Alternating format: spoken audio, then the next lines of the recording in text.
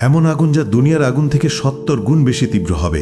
মানুষ তাদের জ্বলে পুড়ে যন্ত্রণায় ছটফট করবে, কিন্তু মৃত্যু ঘটবে না। সেখানে এমন ভয়ঙ্কর ঠান্ডা থাকবে যে মানুষ বরফের মতো জমে যাবে। সেখানে খাবার হিসেবে দেওয়া হবে কাঁটাযুক্ত বিষাক্ত জাক্কুম ফল, যা খেয়ে মানুষ যন্ত্রণায় ছটফট করবে। গ্লাস দিয়ে তাদেরকে পান করানো হবে ফুটন্ত পানি, দুর্গন্ধযুক্ত রক্ত ও পুজ। হ্যাঁ বন্ধু, এটা সেই ভয়াবহ জাহান্নাম যা প্রতিটি অপরাধীকে ফেস করতে হবে। আসুন এই ভিডিওতে সেই জাহান্নামের শুরু থেকে শেষ পর্যন্ত গল্প শুনে আসি, যার প্রতিটি কথা কোরআন ও হাদিস থেকে নেওয়া, কিন্তু দৃশ্যগুলো আর্টিফিশিয়াল ইন্টেলিজেন্সের সূক্ষ্ম কল্পনা শক্তির তৈরি। ইসরাফিল আলাইহিসসালাম প্রথমবারের মতো একটি দীর্ঘ গভীর শ্বাস নিলেন, তারপর ঠোঁট ছড়িয়ে দিলেন সিংহায়। অতল গহ্বর থেকে উঠে এলো সিংহার শব্দ, ভয়াবহ হাড় কাঁপানো শব্দ। প্রথমে তাতে কেঁপে উঠল মক্কা আল মুকাররমা, তারপর সেই ঢেউ ছড়িয়ে পড়ল মদিনা আল মুনাওয়ারাতে, আবৃত করল মসজিদে নববীর প্রতিটি ইট, প্রতিটি স্তম্ভ। কাঁপল ইস্তাম্বুল, দুলে উঠল ঐতিহাসিক আয়া সোফিয়া। লন্ডনে থেমে গেল বিগ ব্যানের সময়। নিউ ইয়র্কের আকাশচুম্বী দালানগুলো গর্জে উঠল ভয়ের কম্পনে। টোকিওতে যন্ত্রপাতে ছিন্ন ভিন্ন হয়ে পড়ল। একই মুহূর্তে গোটা পৃথিবীর প্রতিটি প্রান্তে ছড়িয়ে পড়ল সেই বিকট শব্দ। আকাশের তারাগুলো একে একে নিজেরা নিভিয়ে যেতে লাগলো।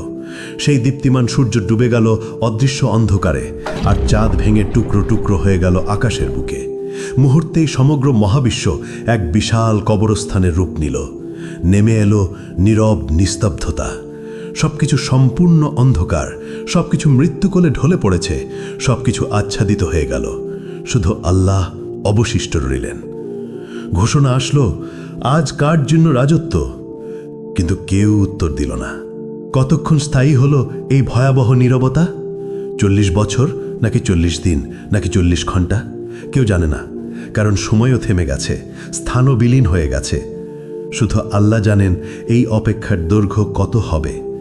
মৃতরা মিশে গেছে মাটির সঙ্গে, হাড়গুলো মিশে গেছে ধুলায়, চুলগুলো পচে গেছে, নখের অস্তিত্ব নেই। কিন্তু আত্মাগুলো এখনো অপেক্ষায় আছে। বারজাকের জগতে তারা অপেক্ষা করছে, কারোর জন্য কবর শাস্তি, কারোর জন্য কবরের নেয়ামত। কিন্তু সবাই অপেক্ষায়। তারপর এলো সেই পবিত্র মুহূর্ত। দ্বিতীয় আদেশ প্রতিধ্বনিত হলো, সিংহায় আবার ফু দাও ইসরাফিল।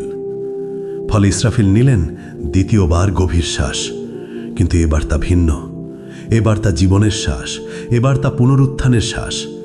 ইসরাফিল দ্বিতীয়বারের মতো সিংহায় ফু দিলেন। শব্দ ছড়িয়ে গেল সর্বত্র। পৃথিবী ফেটে যেতে লাগলো প্রচণ্ড শব্দে। এক এক করে কবরগুলো খুলে গেল।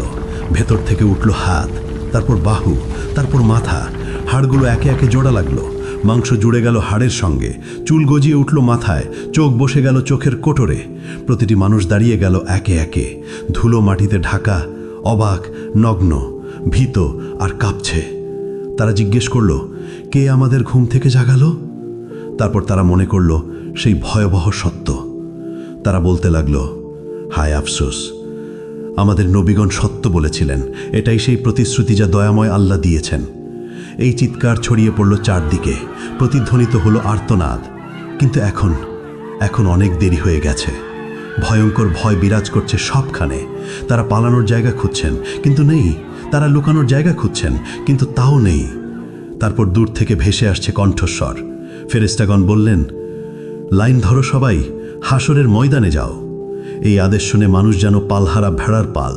টেনে নেওয়া হচ্ছে একে একে, দলবদ্ধভাবে। কাঁপতে কাঁপতে হাঁটছে, শ্বাস আটকে যাচ্ছে, হৃৎপিণ্ড দ্রুত কাঁপছে। তারা ফিসফিস করছে, ইয়া রাব্বি, ইয়া রাব্বি। কিন্তু এখন অনেক দেরি হয়ে গেছে। যখন সুযোগ ছিল দুনিয়ায়, তখন তারা নামাজ পড়েনি, তখন তারা আল্লাহকে মনে রাখেনি। এখন মনে পড়ছে, কিন্তু খুব দেরি হয়ে গেছে। এদিকে হাসরের ময়দান পৃথিবীর মতো বিস্তৃত, বরং আরও প্রশস্ত।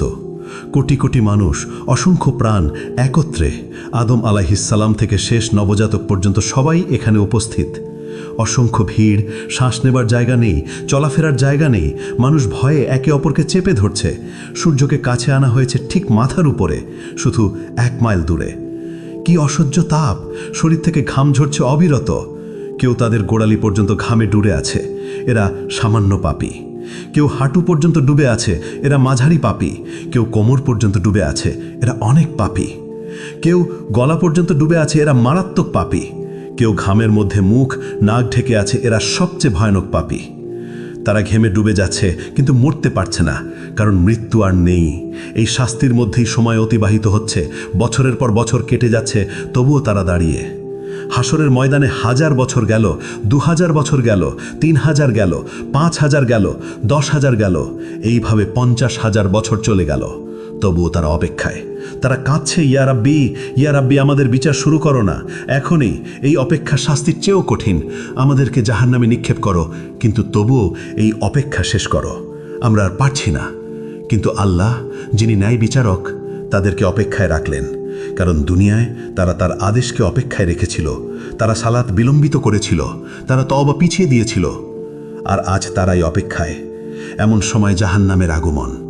হঠাৎ দূর থেকে একটা ভয়ঙ্কর শব্দ ভেসে এলো, যেন 1000 আগ্নেয়গিরি বিস্ফোরিত হচ্ছে, যেন লক্ষ ভূমিকম্প একসঙ্গে ঘটছে। শব্দ ক্রমশ তাদের কাছে আসছে। মানুষ কানে আঙুল দিচ্ছেন, কিন্তু কোনো লাভ নেই। শব্দ তাদের হাড় কাঁপিয়ে দিচ্ছে, অস্থিমজ্জায় ঢুকে যাচ্ছে। তারপর দূর থেকে দেখা দিল জাহান্নাম, ভয়ঙ্কর জাহান্নাম। 70,000 শৃঙ্খল দিয়ে বাঁধা, প্রত্যেক শৃঙ্খলে 70,000 ফেরেশতা টেনে আনছে। জাহান্নাম যেন জীবন্ত দানব, রাগান্বিত, ক্ষুধার্ত আর বুনো। মানুষকে দেখে সে আরও দ্রুত ছুটতে চায়। শৃঙ্খল টেনে ধরে আছে ফেরেশতারা অত্যন্ত কষ্টে। জাহান্নাম গর্জে উঠছে। সে মানুষকে কেড়ে খেতে চায়। যখন হাসরের মাঠের দিকে আসে, তার ক্রোধ আর ধরে রাখা যায় না। হঠাৎ ভেতর থেকে বের হলো এক বিশাল অগ্নিপিণ্ড।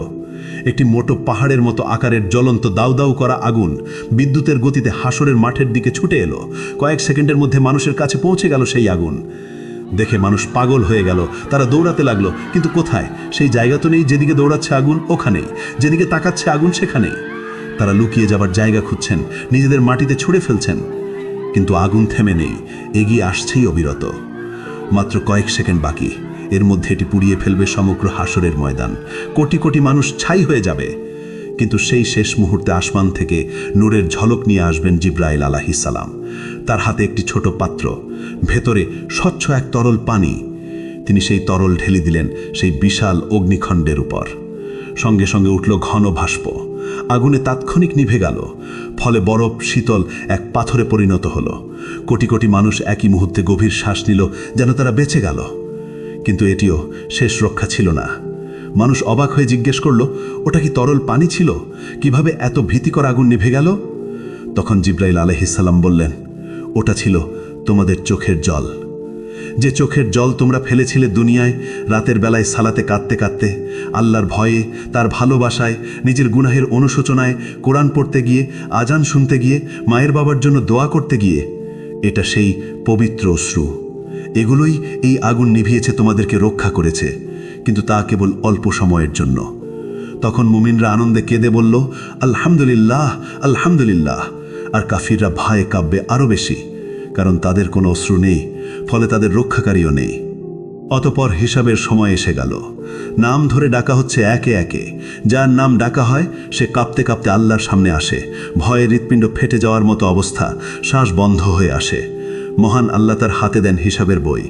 এটাই জীবনের চূড়ান্ত সিদ্ধান্ত। যে সৎকর্ম করেছে তার বই ডান হাতে দেওয়া হয়, সে আনন্দে বলে ওঠে, নাও পড়ো আমার হিসাব, আমি নিশ্চিত ছিলাম আমাকে হিসেব দিতে হবে। আর যে মন্দ কর্ম করেছে তার বই দেওয়া হয় বাম হাতে, পেছন দিক থেকে। সে উন্মাদ হয়ে চিৎকার করে ওঠে, হায় আফসোস, যদি আমাকে বইটা না দেওয়া হতো, যদি আমি আমার হিসেব না জানতাম।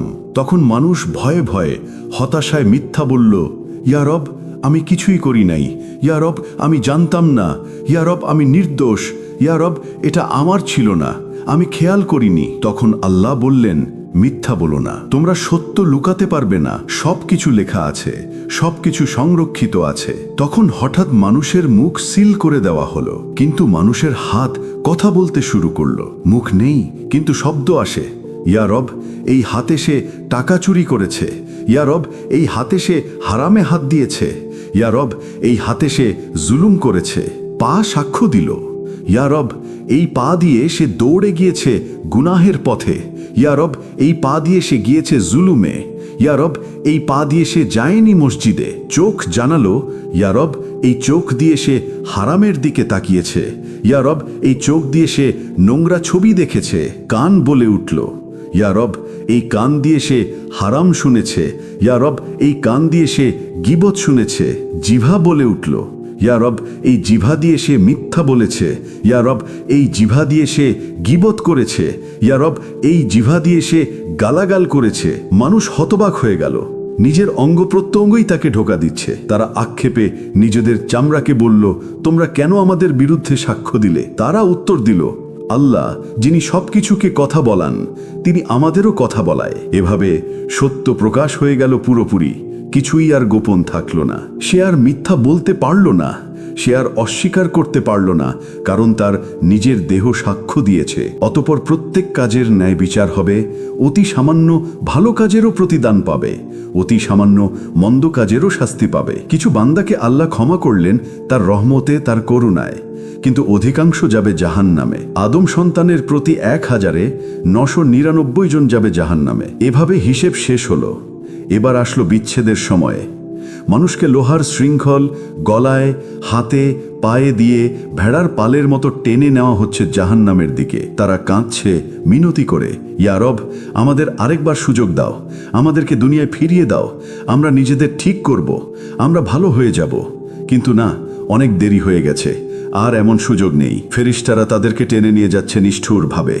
চলো, এটাই তোমাদের জায়গা। অতঃপর জাহান্নামের উপর বিস্তৃত হলো একটা সেতু, চুলের মতো সূক্ষ্ম, তরোয়ালের মতো ধারালো।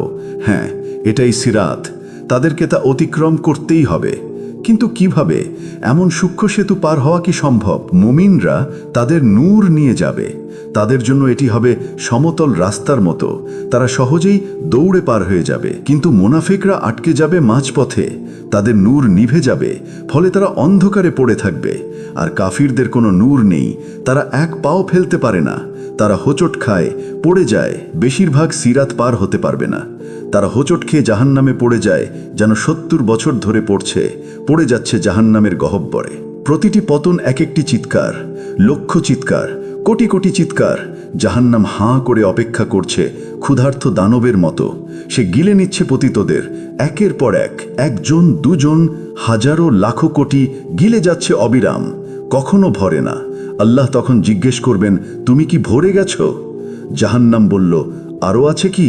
আমি এখনো ক্ষুধার্ত, আমি এখনো ভরি নাই। অতঃপর যখন পতিতরা জাহান্নামে প্রবেশ করে, তারা সম্মুখীন হয় এক ভয়ঙ্কর উত্তাপের। এই পৃথিবীর আগুনের তুলনায় ৭০ গুণ বেশি তাপ। তাদের চামড়া সঙ্গে সঙ্গে পুড়ে যায়, তারপর নতুন চামড়া আসে, আবার তা পুড়ে যায়।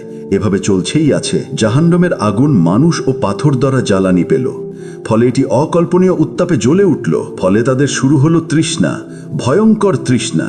তারা পানি চাইবে, দেওয়া হবে, কিন্তু কেমন পানি? তাদের দেওয়া হবে ফুটন্ত পানি, যা তাদের অন্ত্র ছিঁড়ে ফেলবে।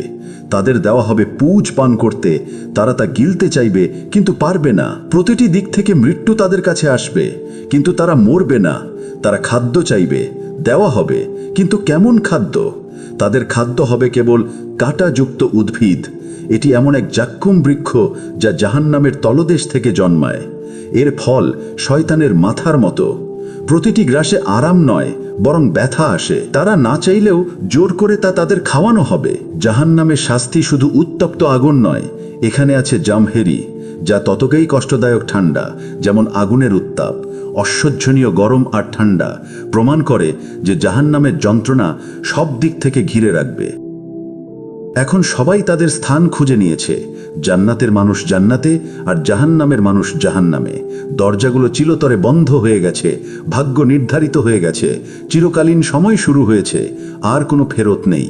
জাহান্নামের মানুষ সেখানে চিরকাল থাকবে, চিরকাল, ট্রিলিয়ন বছর, কোয়াড্রিলিয়ন বছর, কখনো শেষ হবে না। জাহান্নামের 7টি দরজা রয়েছে, অর্থাৎ 7টি আলাদা স্তর, 7টি আলাদা দরজা, 7টি শাস্তি। 7টি দরজা পাহাড়ের মতো বিশাল। একটির নিচে আরেকটি স্তূপ হয়ে আছে গভীরতর দিকে। ওই দরজাগুলোর আড়াল থেকে এক আলো জ্বলে ওঠে, যা হৃদয় ভয়ের সঞ্চার করে। এই দরজা প্রহরীর সামনেই থাকবে চুপ, বজ্রের মতো চেহারা, কঠোরতায় খোদাই করা। জাহান্নাম সৃষ্টির দিন থেকে সে কখনো হাসেনি, অটল নির্মম প্রহরায় অবিচল। প্রতিটি দরজা ভিন্ন পাপীদের জন্য, প্রতিটি স্তরে আলাদা শাস্তি, কেউ হালকা, কেউ ভয়ঙ্কর। লোকেরা জাহান্নামের দারোয়ান মালিককে ডাকবে, হে মালিক, তোমার রবকে ডাকো, আমাদের জীবন শেষ করে দিক। কিন্তু মালিক উত্তর দেবে শুধু নীরবতায়। প্রথম দরজা আকাশ কাঁপানো গর্জনে খুলবে, এর উপর লেখা থাকবে জাহান্নাম। এই স্থান মুসলিমদের জন্য, যারা ঈমান এনেছিল কিন্তু গাফেল ছিল, ঈমানবার যারা সলাৎ ছেড়েছিল, যারা বলতো পরে পড়ব, যারা মিথ্যাকে অভ্যাস মানিয়েছিল, যারা মানুষকে কষ্ট দিয়েছে, অন্যায় করেছে, মানুষের হক মেরেছে, যারা বলেছে আল্লাহ তো ক্ষমা করে দেবেন কিন্তু তাওবা করেনি। তারা যখন প্রবেশ করবে তখন তারা কেঁপে উঠবে, আমরা কি ঈমানদার ছিলাম না? আমরা কি শাহাদা বলিনি? হ্যাঁ বলেছিল, কিন্তু এর দায়িত্ব পালন করেনি। এখানকার শাস্তি অস্থায়ী, যতদিন তাদের গোনা থাকবে ততদিন শাস্তি চলবে, তারপর তারা জান্নাতে যাবে। কিন্তু ততদিন পর্যন্ত প্রতিটি ছেড়ে দেওয়া সলাৎ সমান একটি আগুন, প্রতিটি মিথ্যা একটি শিখা, প্রতিটি গুনাহ একটি যন্ত্রণা। আর দ্বিতীয় দরজা খুলবে এক বুনো চিৎকারে, তার নাম লাজা, অর্থাৎ এমন শিখা যা গ্রাস করে। এ আগুন জীবন্ত, এটি যেন বুদ্ধি রাখে, শিখার খোঁজে। এটি খুঁজে নেয় তাদেরকে যারা ইসলামকে উপহাস করেছে, যারা কোরআনের আয়াত শুনে হেসেছে, যারা আজান শুনে উপেক্ষা করেছে, যারা মুসলমানদের নিয়ে ঠাট্টা করেছে। লাজা তাদেরকে আক্রমণ করবে, সাপের মতো লাফিয়ে পড়ে, সিংহের মতো মাংস ছিঁড়ে ফেলবে, হাড় ভাঙবে, আবার তা জুড়ে দিবে, কারণ এখানে ব্যথা এক অন্তহীন চক্র। আর তৃতীয় দরজা সাকার, গভীর নীরবতায় খুলবে। সাকার হলো আগুন যা ধ্বংস করে। এখানে শাস্তি তাদের জন্য যারা ক্ষুধার্তকে দেখে বলেছে আমার সমস্যা নয়, যারা ইয়াতিমকে জেনেও ফিরেছে, যারা গরিবকে উপেক্ষা করেছে, যারা সাহায্য প্রার্থীকে ফেলে গেছে, যারা শুধু আরামে মগ্ন থেকেছে। তাদেরকে জিজ্ঞেস করা হবে, তোমাদেরকে সাকারে কি সে এনেছে? তারা উত্তর দেবে, আমরা নামাজ পড়তাম না, আমরা গরিবকে খাবার দিতাম না। এখন তারা ক্ষুধার্ত, কেউ খাবার দেয় না, তৃষ্ণার্ত কেউ পানি দেয় না। যন্ত্রণা ফিরিয়ে আনে তাদের সে দুনিয়ার নিষ্ঠুরতা। আর চতুর্থ দরজা হুতামা খুলবে এক ধাতব শব্দে, খুলবে এক ক্রুদ্ধ গর্জনে। হুতামা এমন আগুন যা হৃদয় চূর্ণ করে। এখানে সোনা রূপাও আছে, কিন্তু কি ধরনের সোনা রূপা? সেখানে আছে আগুনে গলিত জ্বলন্ত সোনা রূপা, যেসব ধনীরা ধন গণনা করত বারবার, যারা বলতো আর একটু চাই, যারা গরিবকে বিদ্রুপ করেছে, সম্পদকে উপাসনা করেছে, তাদের শাস্তি এখানেই হবে। তাদের সোনা হবে গলায় শৃঙ্খল, রূপা হবে লোহার চাবুক। হুতামা শুধু শরীর পোড়ায় না, এটা হৃদয়কে আক্রমণ করে, লোভী হৃদয়কে, স্বার্থপর হৃদয়কে বারবার গলিয়ে আবার তৈরি করে, আবার গলিয়ে দেয় এক অন্তহীন যন্ত্রণা। আর পঞ্চম দরজা জাহিম। জাহিম হচ্ছে দাও দাও শিখার ভাটি।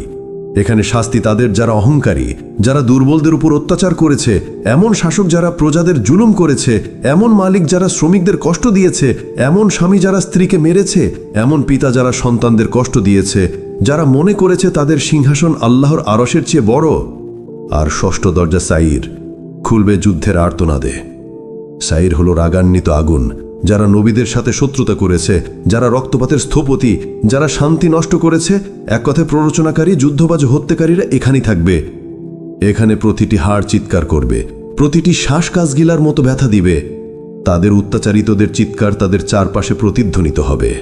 আর সপ্তম দরজা হাবিয়া খুলবে এক গভীর ক্রন্দনে। আল হাবিয়া অর্থ অন্তহীন অথল খাদ, সবচেয়ে গভীর অন্ধকার স্থান। এখানে প্রবেশ করবে মুনাফিকরা।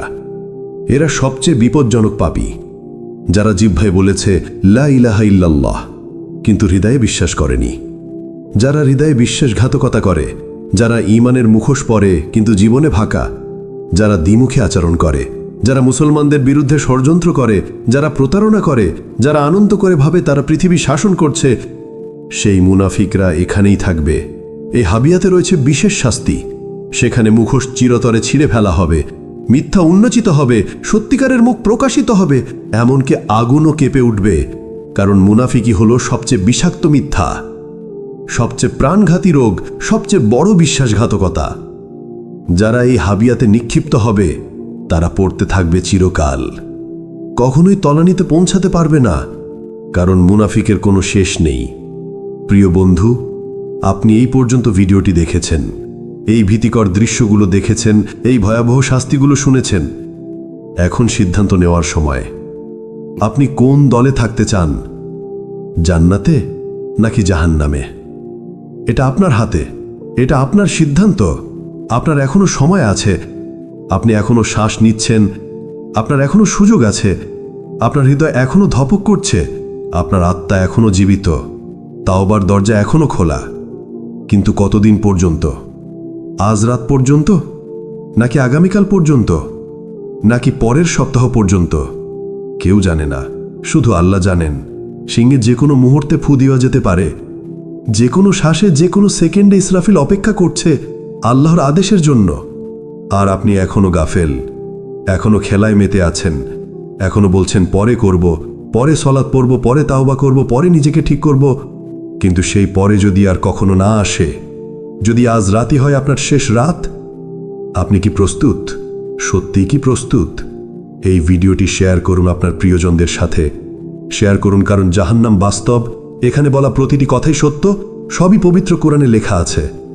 আল্লাহু আকবার।